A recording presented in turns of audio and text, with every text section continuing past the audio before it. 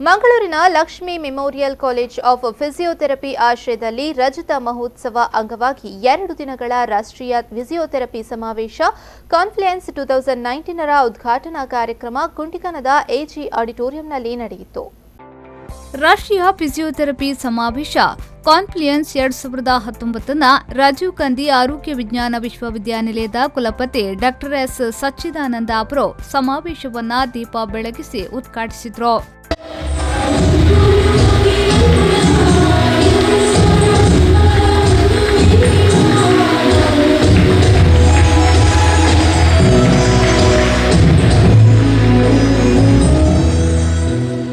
ನಂತರ ಮಾತನಾಡಿದ ಅವರು, ಮೆಡಿಕಲ್ನ ಎಲ್ಲಾ ವಿಭಾಗದಲ್ಲಿ ಟೆಕ್ನಾಲಜಿ ಬಂದಿದೆ. ಫಿಸಿಯೋಥೆರಪಿ ವಿಭಾಗದಲ್ಲೂ ತಂತ್ರಜ್ಞಾನವನ್ನು ಬಳಸಿಕೊಂಡು ಚಿಕಿತ್ಸೆಗೆ ಹೆಚ್ಚಿನ ಒತ್ತನ್ನು ನೀಡಿ ಎಂದು ಹೇಳಿದರು. The field of physiotherapy is now enriched with many technological advances. I would appeal to all students to be aware, be abreast, be updated about the various technological changes that keep happening in your field and adopt it in your practice as well. And that is what is the most important thing. One cannot escape from technology. The most happening thing is artificial intelligence, which is now being employed almost all healthcare fields, and physiotherapy is not an exception to that.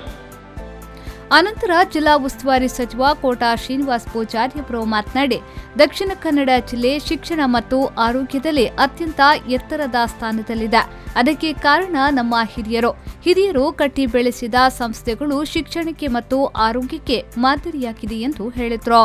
Dakshina Kannada ಜಿಲ್ಲೆ ಶಿಕ್ಷಣದಲ್ಲಿ ಮತ್ತು ಆರೋಗ್ಯದಲ್ಲಿ ಅತ್ಯಂತ ಪ್ರಥಮ ಸ್ಥಾನದಲ್ಲಿದ್ದಕ್ಕೆ ಕಾರಣ ಏನಂದರೆ ಅದಕ್ಕೆ ಯಾವುದೇ ಸರ್ಕಾರ ಅಲ್ಲ, ಬದಲಾಗಿ ನಮ್ಮ ಜಿಲ್ಲೆಯ ತುಂಬ ಹಿರಿಯರು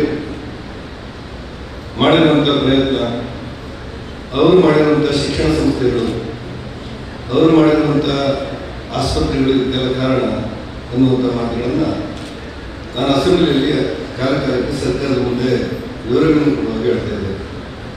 ಹಾಗೆಲ್ಲ ನಾನು ಯಾರು ನೆನಪಿಸ್ಕೊಳ್ತಿದ್ದೆ ಅಂದರೆ ಮಣಿಪಾಲವನ್ನು ಗಟ್ಟಿಗೊಳಿಸಿದಂಥ ಟಿಎಪಿಗಳು. ಕಾರ್ಯಕ್ರಮದಲ್ಲಿ ಇಸ್ರೋ ಮಾಜಿ ಅಧ್ಯಕ್ಷ ಪದ್ಮವಿಭೂಷಣ ಡಾಕ್ಟರ್ ಮಾಧವನ್ ನಾಯರ್ ಅವರು ದಿಕ್ಸೂಚಿ ಭಾಷಣ ಮಾಡಿದ್ರು.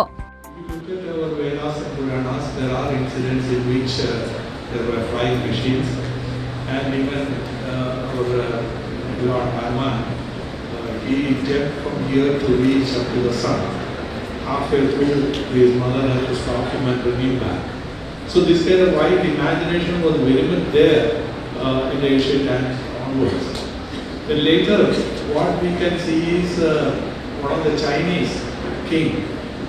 As you know, China is one country which has experimented with rocket for the first time in something like 2004. Lakshmi memorial education ಟ್ರಸ್ಟ್ನ ಅಧ್ಯಕ್ಷರಾದ ಡಾಕ್ಟರ್ ಎಜೆ ಶೆಟ್ಟಿ ಅವರು ಕಾರ್ಯಕ್ರಮದ ಅಧ್ಯಕ್ಷತೆಯನ್ನ ವಹಿಸಿದ್ರು. ಈ ಸಂದರ್ಭ IGM M Chandrashekar, Lakshmi memorial education ಟ್ರಸ್ಟ್ನ ಉಪಾಧ್ಯಕ್ಷರಾದ ಪ್ರಶಾಂತ್ ಶೆಟ್ಟಿ, ಸಮಾವೇಶ ಸಂಘದ ಸಮಿತಿಯ ಅಧ್ಯಕ್ಷ doctor Abhishek PV, doctor VP Gangadharan ಮತ್ತಿತರರು ಉಪಸ್ಥಿತರಿದ್ದರು. Sharasalian, V4 news 24/7 Mangaluru.